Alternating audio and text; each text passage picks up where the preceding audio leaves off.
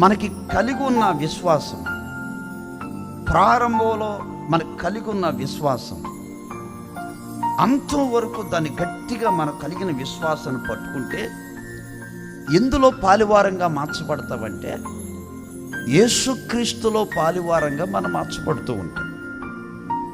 అందుకని ప్రభు వచ్చినప్పుడు మనం ఎత్తబడాలి కదా, ప్రభు రాకడలో ఆయన ఎదుర్కోవాలి కదా, ఆయన మేఘారూఢై వస్తున్నాడు కదా, ఆయన పెళ్లి కుమారుడు వలె వస్తున్నాడు కదా, ఆయన దొంగ వలె వస్తున్నాడు కదా. ఆయన వచ్చినప్పుడు ఆయనతో పాటు పరలోకానికి వెళ్ళాలి కదా.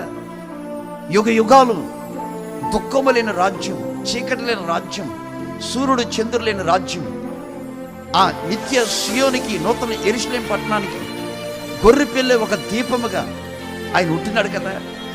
ఆయనతో పాటు యుగ యుగాలు మనం అక్కడ ఉండాలి. కాబట్టి ఈ లోకంలో మనం కలిగింది ఏంటంటే మన విశ్వాసాన్ని మనం గట్టిగా పట్టుకోవాలి.